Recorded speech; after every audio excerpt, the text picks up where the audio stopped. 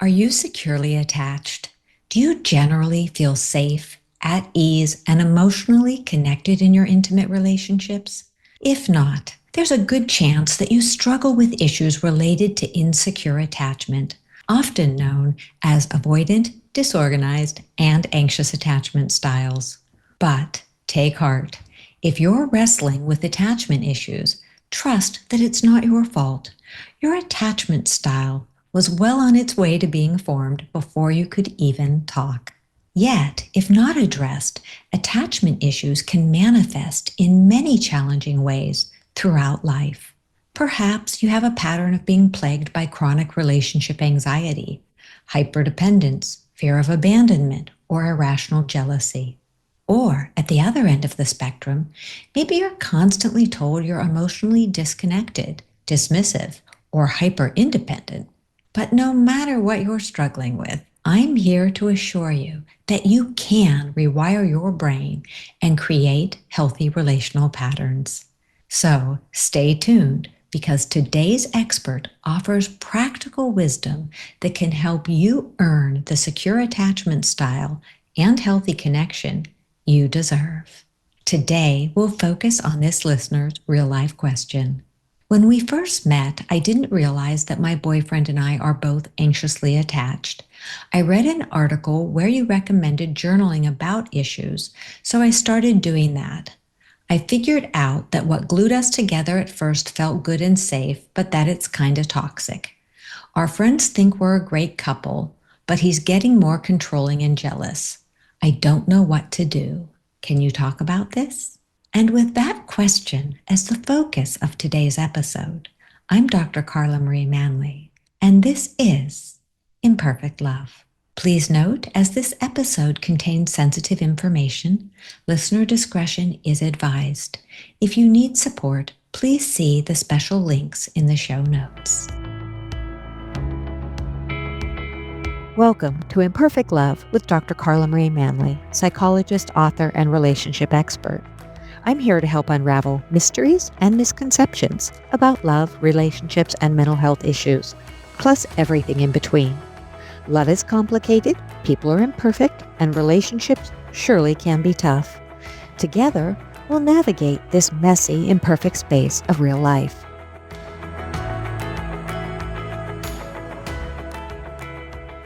Today, I'm joined by a very wonderful guest, Trevor Hansen, who will be sharing his expertise as a licensed psychotherapist and anxious attachment coach. Trevor specializes in anxious attachment, inner child healing, and boundaries.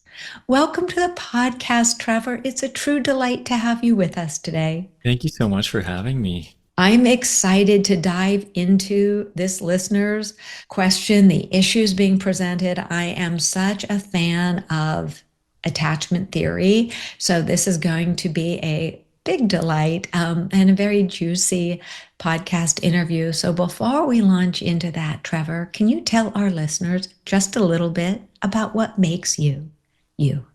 What makes me me is... I think what makes me me, and you told me you were going to ask me this question, and I'm a deep thinker, and you said I didn't have to think too deep about it, but I can't help but do it. I love thinking deep and answering this question. But I think for me, what makes me me is, I think, my love.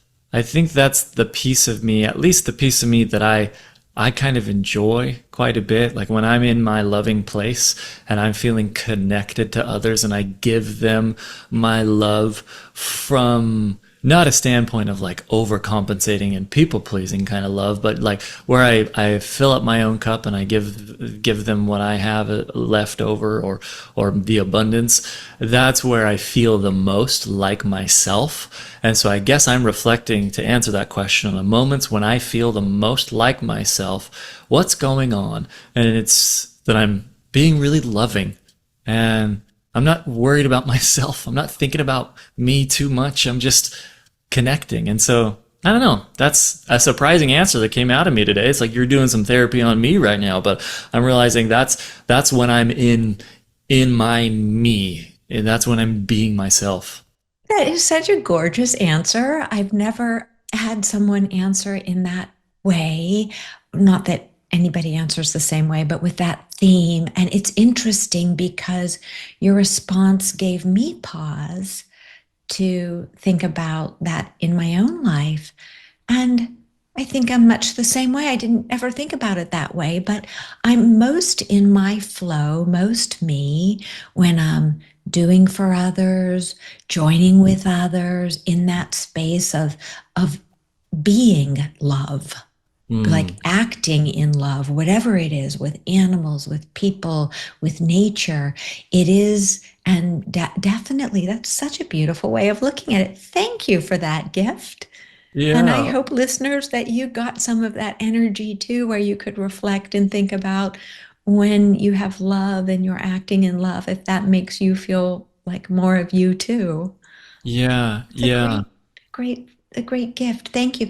It made me wonder then, because often that sense of flow and that sense of being deeply grounded in love and living in love often comes from having been raised in a family where secure attachment was provided, Uh-huh. or from Or earning secure attachment. yeah. Which might be the case for you? Yeah, well, I think it's a bit of a mixed bag, right? It's one of those things where there was insecure attachment is a spectrum, right? It's like, what does it actually mean to be fully secure? I don't even know really what that means for sure. Like, that might not be human. What does it mean to be completely anxious or insecure?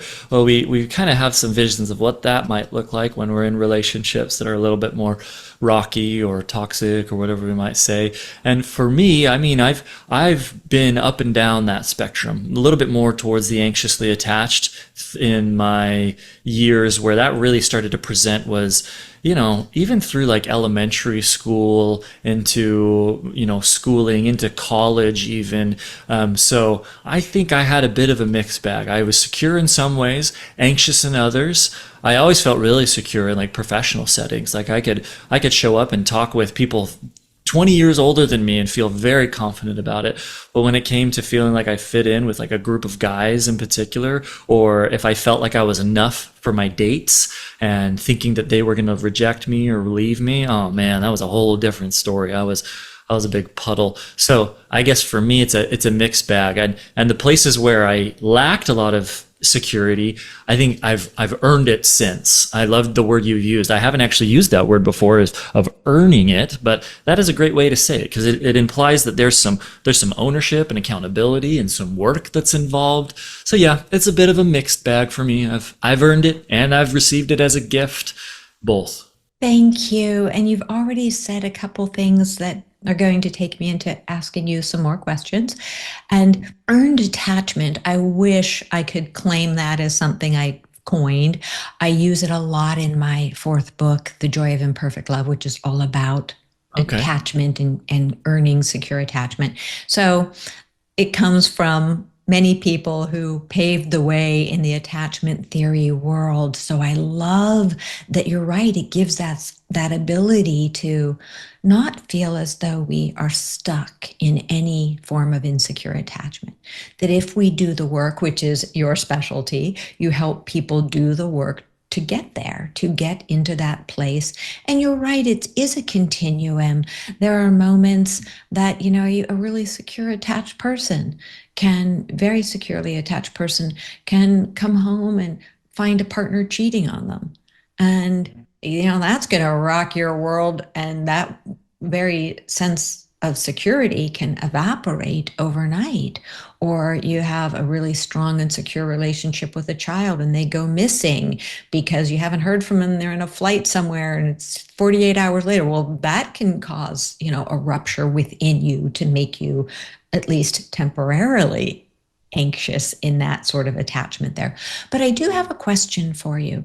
When you talked about, because I run into this a lot in my practice, where it's generally a heterosexual relationship Generally, the male is presenting as the one who's saying, I'm fine at work, I'm connected at work, I'm secure at work. My wife is calling me, dismissive or Ah, emotionally unavailable, but everybody else says I'm fine. And my buddies say I'm fine, my work colleagues say I'm fine. And I know what my theory is on that. What's your theory on how someone can present in a work or friendship relationship as being very strong and secure, but when they show up in an intimate relationship, they are, as you said, either a puddle or they're just the most avoidant person on the block. totally, totally. Well, I think the word that you use to describe one relationship versus the other is the key here. You said intimate relationship. Intimacy increases risk. The closer I am to you, the more you can hurt me. And at work, like, there's a lot of barriers. There's professionalism. There's all sorts of things. With friends, I mean, you don't sleep in the same bed. You go home to your house, they go home to theirs, they have their lives, and you maybe only spend a couple hours together in a given week if you're good friends, that is. Like, that's a good friendship if you're spending a couple hours a week with somebody, and that's pretty minimal, honestly. And so the closer you are, the more you have the opportunity to hurt me. And the closer you are to me, the more it parallels my past relationships like my relationship with mom and dad growing up. And maybe that's where this all started. Maybe it was that, mom or dad told you, let's talk about the avoidant partner in this example, going to work, saying everybody thinks I'm great there and everyone thinks I'm fine. And then at home, they're getting this criticism that you're not available emotionally. You always shut down, this and that. Well, let's reverse in the history. And maybe that early relationship looked like them being told, you need to man up, don't have those feelings. If you're going to cry, you go to your room, which is basically saying, you can't be part of what we're doing. We're going to pull back our love. You're not part of this family until you squish out your emotions, until you stamp them out. And once you do, then you're acceptable. So what did that guy learn to do? He learned to stamp out his emotions, pull them back, especially when it's intimate.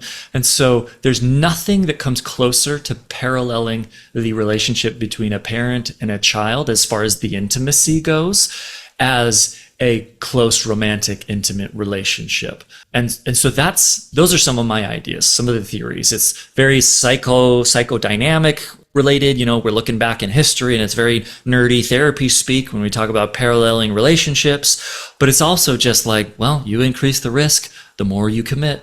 I agree with you 100%. And that's one of the reasons I'm a fan of attachment theory is it's one of the most well-researched with longitudinal studies that shows over time, decades and decades and decades, and we're not blaming parents here. Never any use in blaming parents, but there is good use in looking back, as you're saying, and saying, were mom and dad present? Were they attuned to me? Did they allow for emotions? If I cried, regardless of my gender, did somebody come up and say, hey, what's happening? What's going on for you?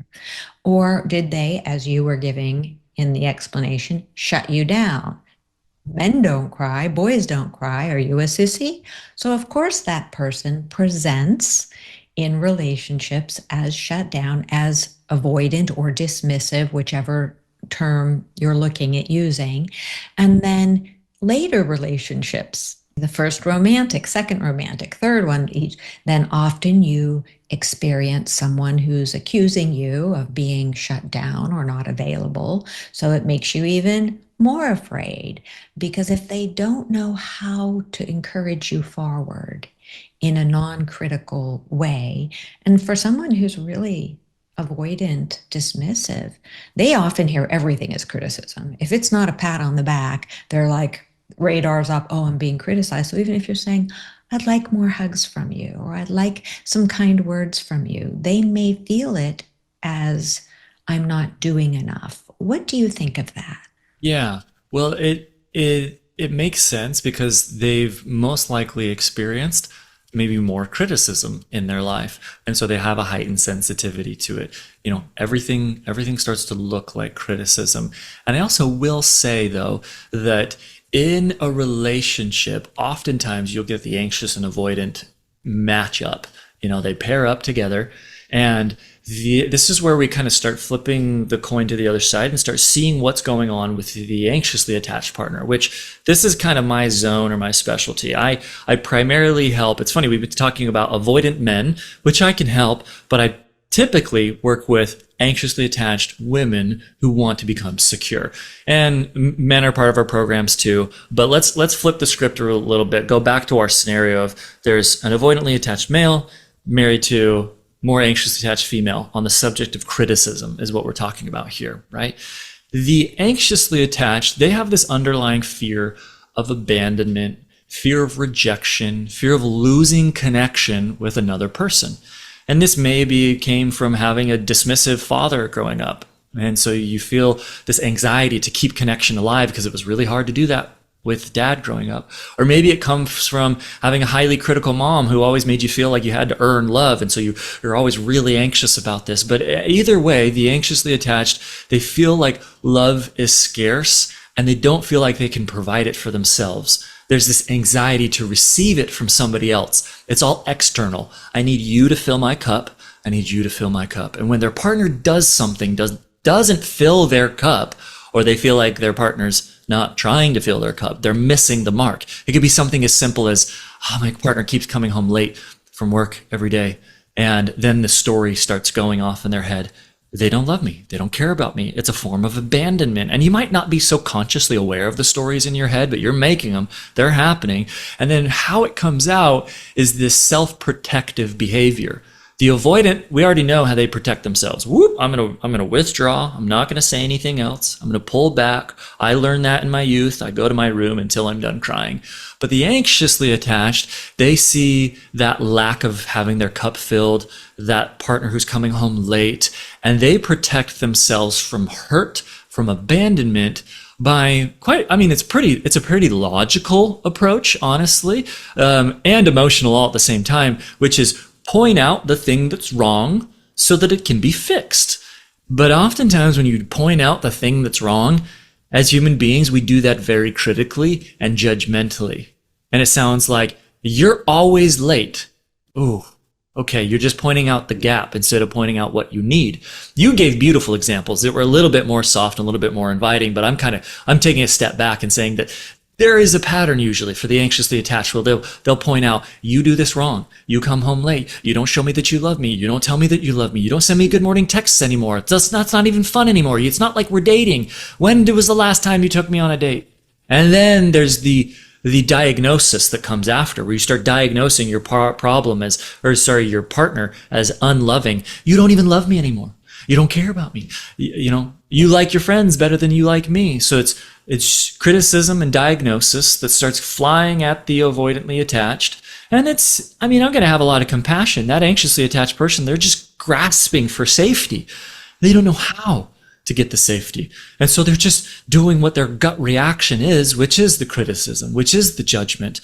And then they're left scratching their heads going, I tell him what I need, but then he just withdraws and he pushes further away. And I go, oh, my friend, you are not telling him what you need. You are telling him how he is failing you and how he is not good enough, which is only triggering his wounds of rejection, his wounds that came from being criticized as a child, which you may shame yourself and say, oh, I don't want to do that to my partner. But before you go there, let's just bring that back and say all it is that we need two things. We need to heal the underlying wounded part of you that seeks for safety through criticism, and we need to find new strategies. Criticism's a strategy. Let's just find another one, okay? It's kind of like casual. Let's just find another strategy. It's all right. So I don't know how we got there, but that's how that pattern of withdrawal and fear of criticism and heightened sensitivity to it, that's how it happens for the avoidantly attached. And I'm not blaming either side, right? You can see how they trigger each other. Of course. They do it. So yeah, that's a pattern that I think is important to observe. And a pattern observed is a pattern that can be broken. Absolutely. Thank you for highlighting that. because it's something I do the same thing with clients where I invite them to take a step back, because when we're in it, it's hard for us to think clearly. Our emotions are heightened. We're afraid. We're hurt. And when we learn to step back and observe the interactions, which takes practice, it takes work. It takes a lot of work. But when you learn to step back, and as you're painting the picture of what's happening here, it's not that one person is right or wrong, as you clearly show. It's more that the dynamic isn't working. So, and I love how you're able to clarify that sometimes your plea for affection is actually criticism or interpreted as criticism. And so simply learning, just staying with this example so our listeners can hear how it can conclude, and shift it from "you don't love me, you never do this" to Mm. "I would feel so much better if you would tell me 3 things you love about me. I'd feel so much better if when you were coming home late, if you'd just send me a text, 2 seconds to say 30 minutes behind and a heart emoji." Yeah. Anything like that. And that to me is one of the greatest privileges of intimacy. We have this privilege to find somebody's owies. We all have owies, we all have imperfections. And in a mindless or heartless relationship, you're just going to keep whacking at the other person. Right. Sometimes purposefully, sometimes not. But when you Yeah. become mindful and you're aware, oh, my sweetheart is getting hurt when I don't look him in the face and tell him I love him, or give her a hug when I come home, or say I'm going to be late. Why would I want to hurt the person I say I love so much? And so when we pause and simply don't make it about right or wrong, but how can I call them reach towards or push aways. Mm. In our interactions, we have the choice. Most of our interactions, even with strangers, are not neutral. We are generally choosing, consciously or unconsciously, to reach toward a person with our actions or words, or push them away. And so when we're looking at this dance of avoidance and detachment, if we realize, oh, I can see into my partner's eyes or words and see that they just want love. They just want safety. They just want security. What might I shift to give them a little bit more? And it doesn't take away from the part you point out, that at the same time, we need to be doing our inner work. We don't want to be fully dependent on, as you say, another person to fill our cup. Part of being in relationship is filling each other's cups. But we don't want to rely on that as our soul source. We want to be able to do things like exercise, enjoy our work, be out in nature, have time with friends to fill up our cups, self. But then in that intimate relationship, and this is the beauty of the anxious dynamic that you're talking about, not our listener, where there are two anxious that are attached. You and I are continuing to talk about the anxious and the avoidant or dismissive. And I think there's such magic when you have two people who start becoming aware of this through that ability to be objective and say, oh, I can help heal my partner, and my partner can help me heal by creating the safety. What do you think of that? Yeah, I absolutely believe that. The idea of so I feel like there's so much depth to this, and it's kind of almost hard to approach it. So you mentioned what you do can help your partner to heal.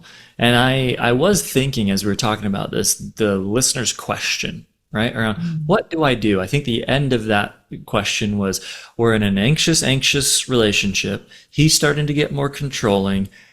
I think this is not good, and our friends think it is. What do I do?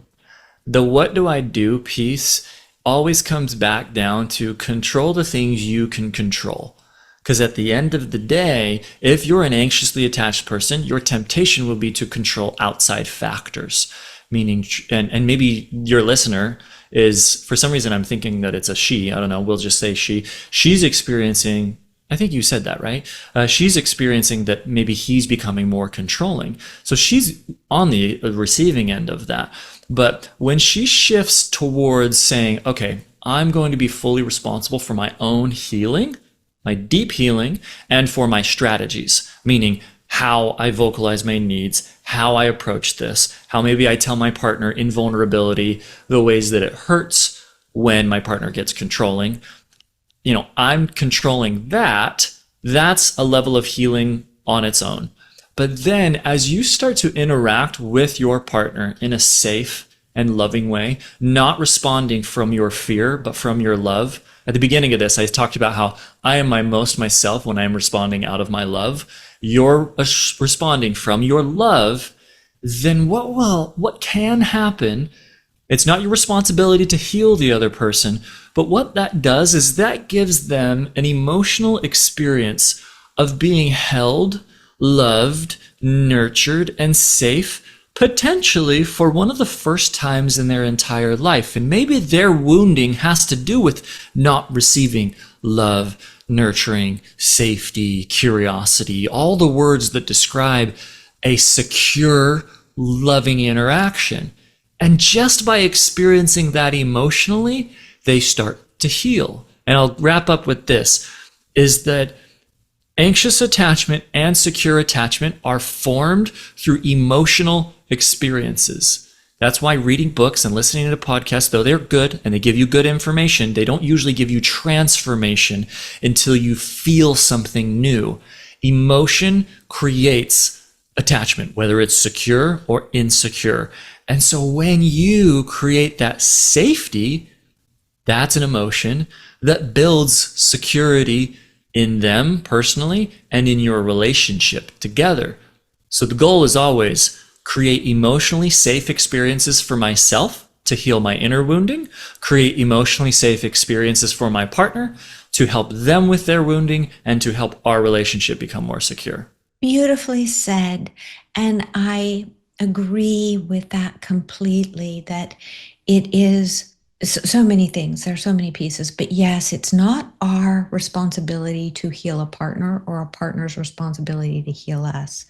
Yet, within the context of a relationship where you have two people both trying to evolve towards secure attachment, towards their best selves, you get those moments where there's a rupture or, a challenge.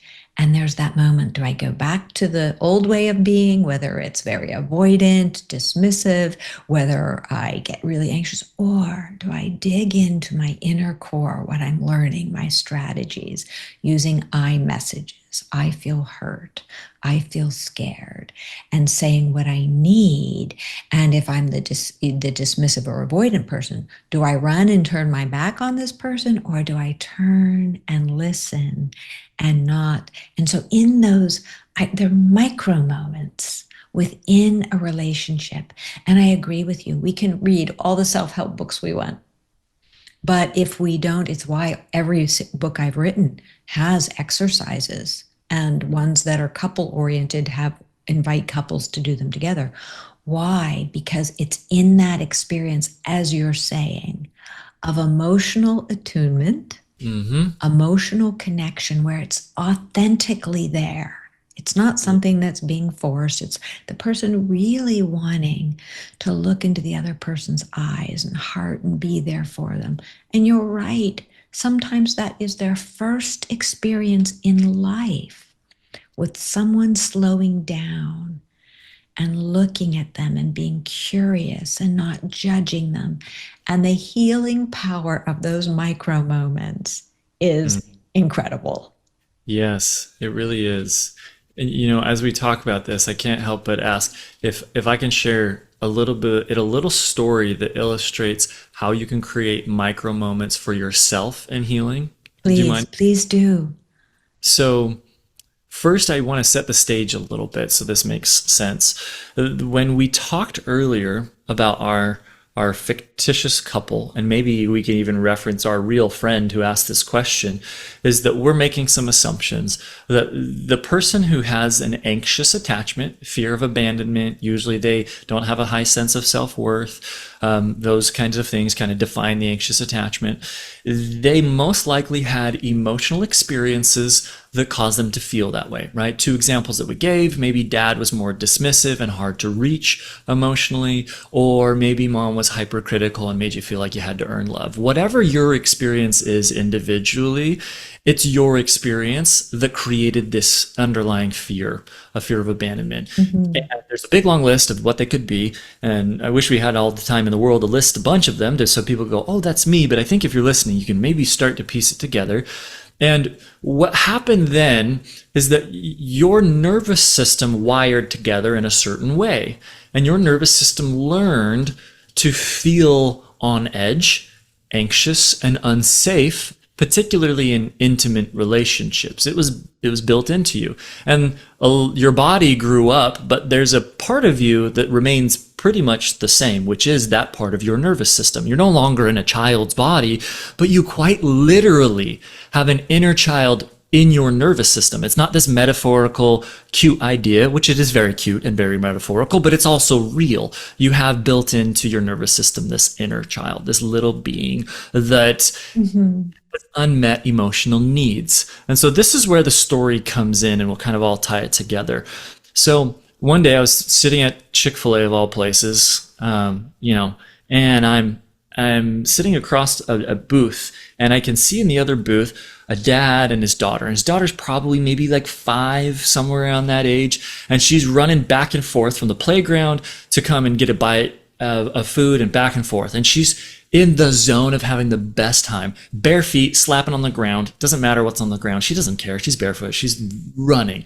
And she's coming back. Dad pops a chicken nugget into her mouth. She's back. She's like getting sweaty. She's having so much fun. You know, her hair's sticking to her face, and she's just stoked out of her mind. And there comes that horrible time in any 5-year-old's life when you have to leave Chick-fil-A. And she's hearing dad say, hey, it's time to go, pack up your stuff. We're going to go. And she starts to feel the fear, the anxiety. I'm leaving now. And just like a child would, because it's very okay and very childlike for someone to do this, which is she started to have some irrational type fears. She hasn't been on this earth very long. Of course, her fears are going to be a little bit irrational and a little bit sideways at times. And she starts saying things, but Dad, we're never going to come back. It's irrational. They come back all the time. Or you're so mean, Dad. I just want to stay here. And they have red chairs. She loved the red chairs. I don't know what that was about, but she loved them. And so all these things are coming out of her mouth. And I watched Dad do something so cool. I didn't see him grab her by the hand and rip her out the door and say, that's ridiculous. We come back. Come on.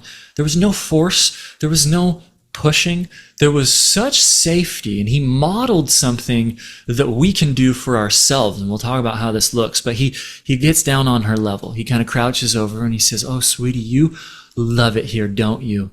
Yeah. She kind of starting to feel validated, and, the yeah that squeaks through the tears kind of comes out, and it's like the cutest sound in the world. And then he goes, and you're afraid that we're never coming back? And she's like, well, yeah. And she's already starting to think like, well, you can kind of see, she's like, well, I'm realizing we probably will come back based on the way she's looking around and knowing that she comes back all the time. And he goes, oh, and you're thinking Dad's being mean. And she's like, yeah, you're being so mean. And he's like, okay, I understand that you feel that way. I know you're having so much fun.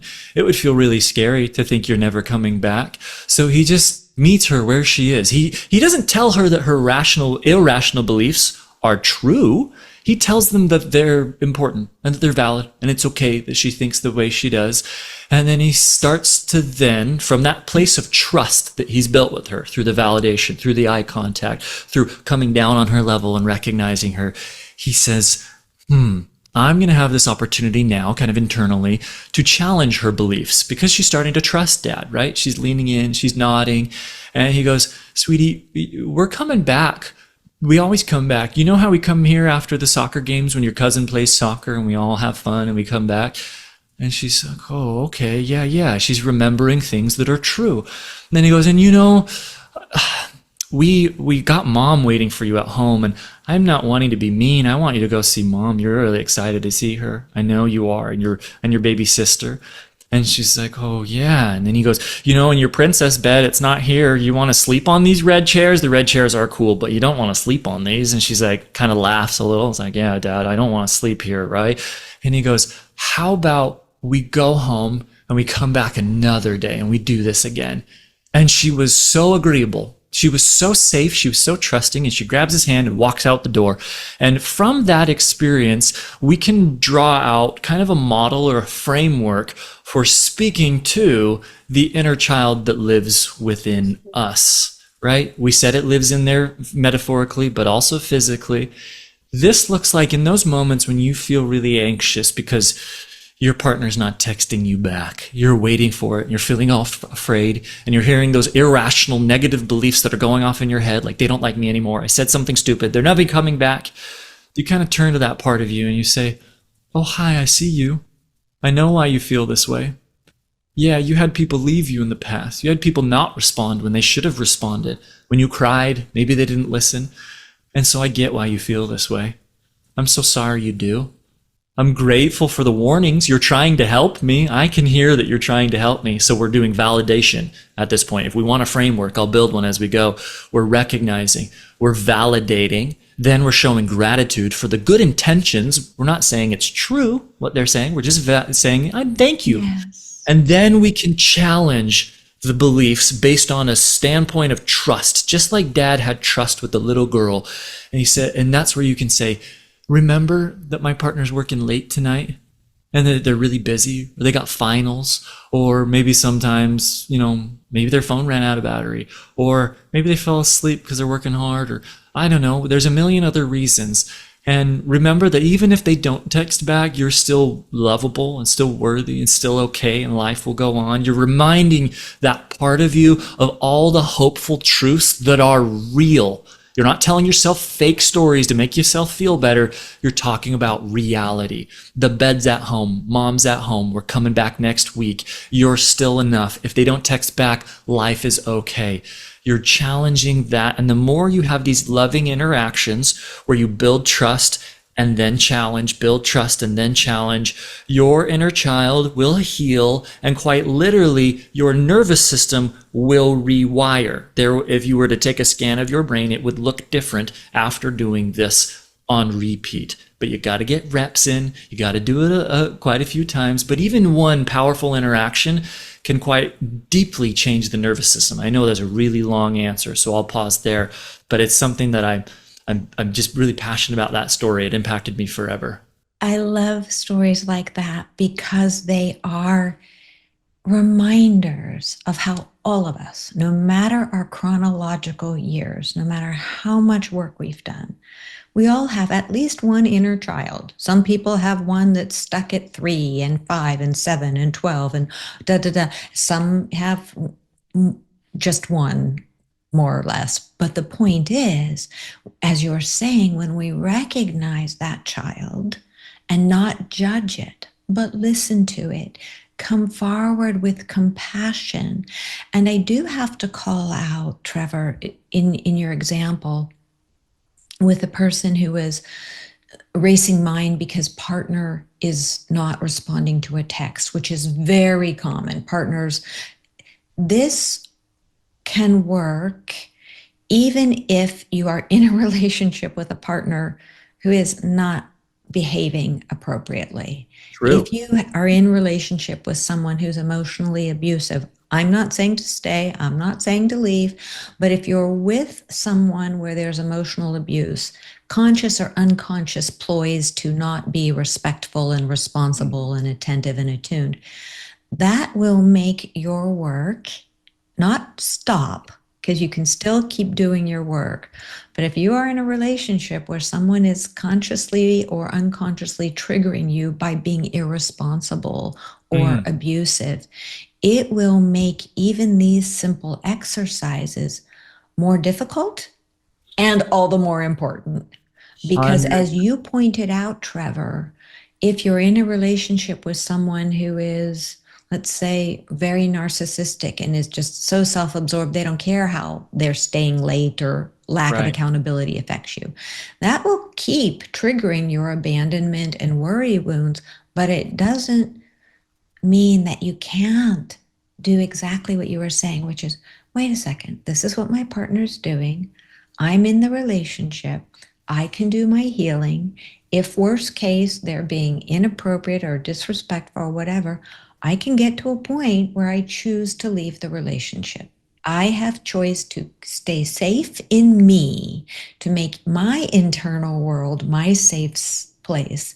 And the more that you do this, and I am saying it is a lot harder, it's why, especially in abusive relationships, it's often recommended to take a separation, some sort of pause, maybe living in separate quarters or something, so that your inner work is not so constantly challenging. Because as we are doing these brain rewiring, life rewiring exercises, it takes a lot of energy.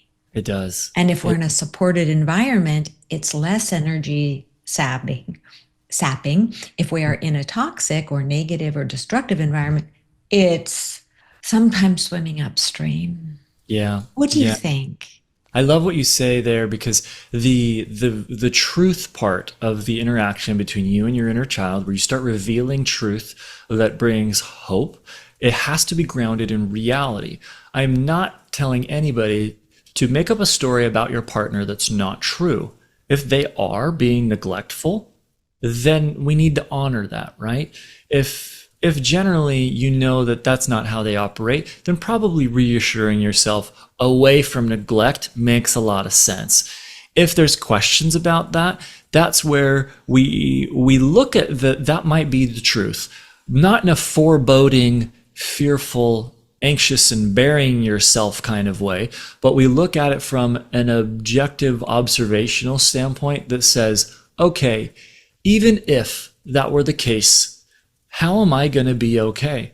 What's my Mhm. of survival? Because the truth is reality, people say like reality is a, and then they like plug in like a swear word usually. Like reality, I don't swear, so I'll just say, reality is a B. And I go, I don't think so. Reality is so comforting because reality is that no matter what happens, I'm going to be okay. For those who have a belief in a higher power, no matter what, I'm taken care of by something bigger than myself. Reality is I've learned from hard situations in the past and I'm still moving forward. Reality is beautiful.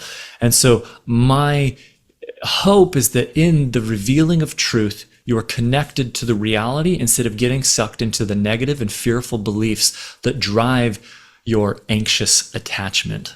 Said so beautifully, because reality, when we pare that back and step back and look at ourselves through a realistic lens and look at a partner through a realistic lens, it is a huge gift and so freeing. And sometimes that realism is hard when we Mm, see something about ourselves that is hard to take, like, oh, I tend to be, clingy, or I tend to be rigid, or I tend to be hypercritical, or I tend to be very self-involved. Those are hard things, but they pave when we are true with ourselves and true with our being able to see our partners for who they are.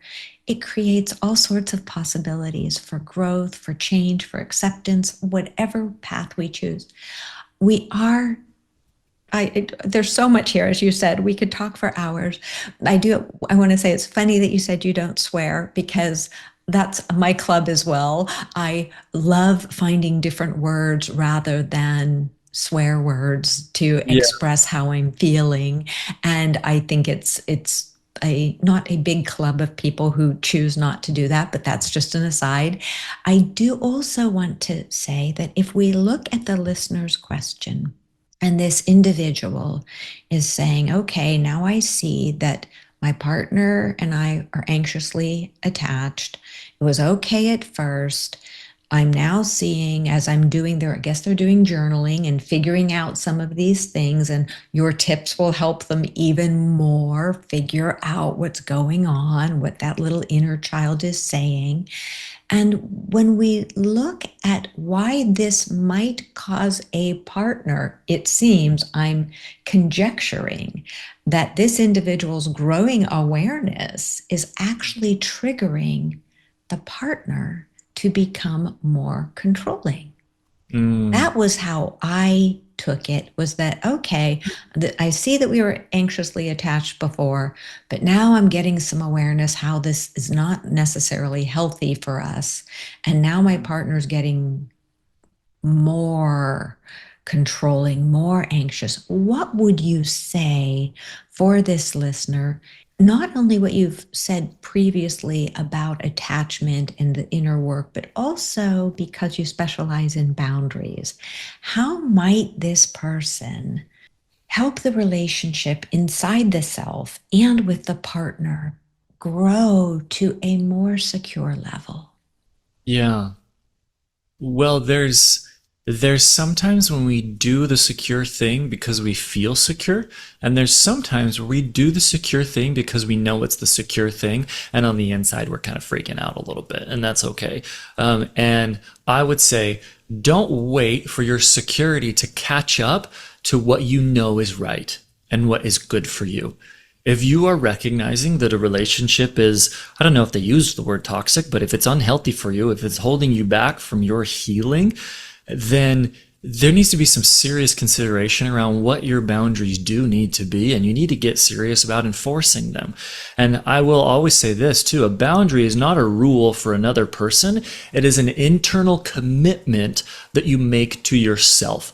All boundaries are internal commitments to the self. Sometimes they have an external presentation where you do ask for something, or you let somebody know, hey, just so you know, I only let this into my life. And so if we need this relationship to continue, then it probably needs to change because it doesn't fit that description, right? For example, I engage in relationships where we give each other autonomy, and controlling one another is not part of what we do. Right now, there's control that's happening in the relationship, and if there's a way that we can work through it, I want to understand it, be empathetic to it, but I need you to know that for me does not work, and we need to work through it. And if not, then that might mean things about our relationship that I would seriously need to consider, right? Or I might need to step out. And that, depending on the level of commitment in a relationship, is when you decide to actually verbalize a boundary. Let's say this is brand new. It's really, really new relationship. Everyone sees two anxiously attached people love bombing each other because they're so afraid the other one's going to leave. And everyone's like, they're so cute. That's my friends think we're amazing. Oh, wow. They write each other notes. They're so darling. They're taking photos, publicly posting about how they love each other. And it's so early in the relationship. And that's so cute. But maybe behind it's a bunch of anxiety, right? And so let's say it's early. If it's early and there's not a lot of commitment, maybe you say, hey, this is an early sign. That control, that's going to lead to hurt places. I'm going to go ahead and step away because that's not going to influence my healing. My healing is my priority. I know that my healing will lead me into the loving, lasting relationship that I need.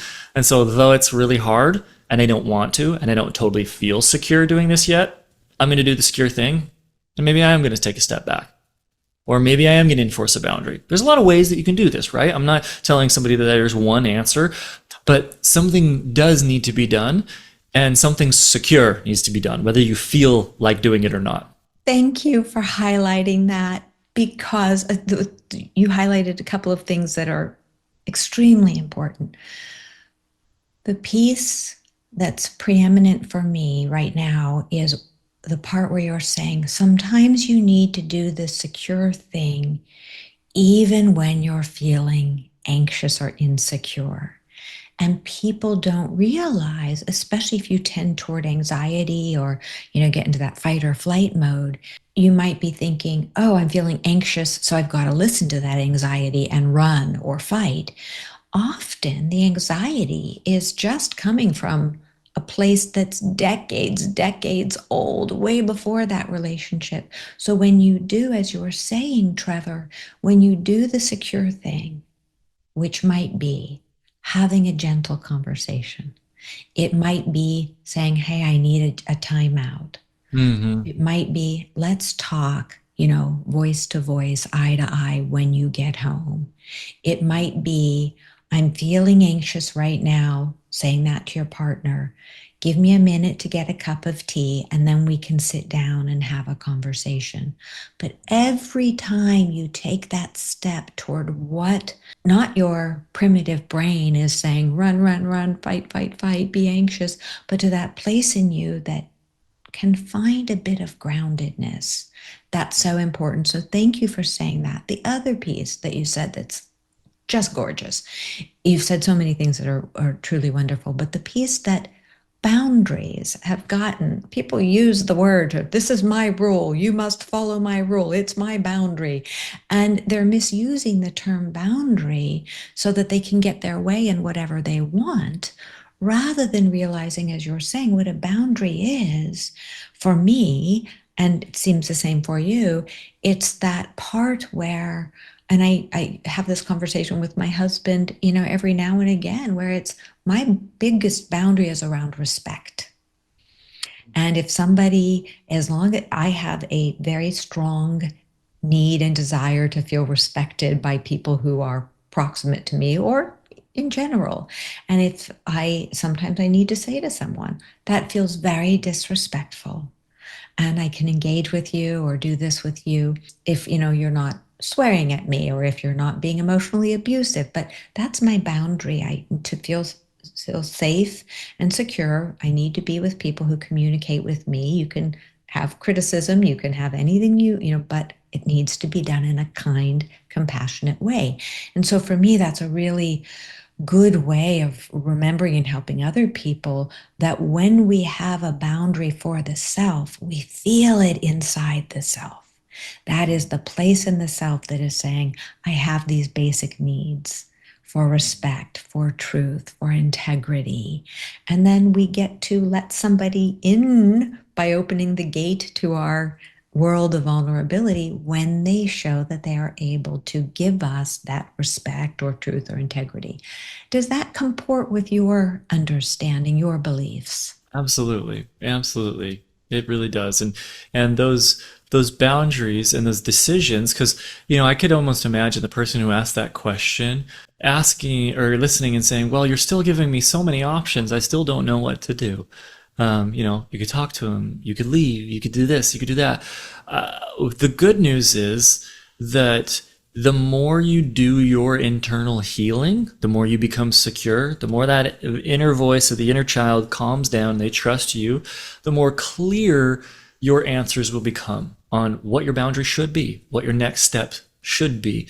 And so my plea would be, make your internal healing your priority, and everything else you want, good relationships, clarity on what to do next, is a happy side effect that will come because of the work that you've done. Said so perfectly, because it all does start. As much as we want to make it about the other person, it starts, the strength, the security comes from in here, in the self. So, oh my goodness, Trevor, there's so much to cover, but you've done a brilliant job of attending to our listeners' question and so much more. So thank you. Thank you. Are there any other key pieces that you want to offer our listeners that we might have missed? There's a lot of key pieces that I would love to offer your listeners. But I think you would have the longest episode that you've ever recorded, and I don't want to do that to them. But I will tell you this, because there is something that I created that can help as far as a next step, and it's free. It's a little 45-minute workshop. And it helps people who are looking to go from anxious to secure, to do this healing that we're talking about. It helps them recognize these 4, what I call essential elements, things that you need to have as part of your healing process. And I will say that these 4 elements are the things that are most commonly missed. Even if you are in therapy, reading the books, doing the podcasts, everything you think you should be doing, and if you are then still stuck, I almost guarantee you're missing one of these 4 things.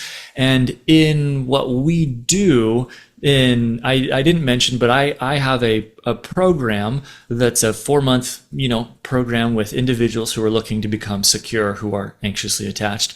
In that program, we've sought to cover all 4 of those things, include those 4 elements, and we've found that it makes a tremendous difference. So whether you decide to be part of something bigger with me or not, I don't care. I just want you to go and learn about these 4 things so you can stop feeling so stuck. So if you go to my Instagram or any of my social media, The Art of Healing by Trevor, that's where you'll find me. You'll find that seminar there, or just send us a message. Be like, hey, I heard about this seminar and Dr. Carla's podcast. Like, where is it?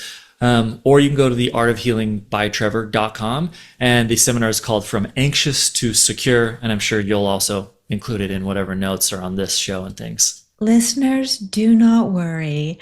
Pen needed, especially if you're driving. All of this information will be permanently in the show notes. And let me spell Trevor's name. It's Trevor, Hanson, Hanson, and it's Trevor at the Art of Healing by Trevor, Trevor, and we will have all of his work in the show notes so you can readily access it. Don't worry about it. You'll just go to the podcast site. It'll be there. Anything else, Trevor? No, I've enjoyed the conversation so much. Thank you for having me on. It has been such an enriching podcast, so good for the soul, very grounding.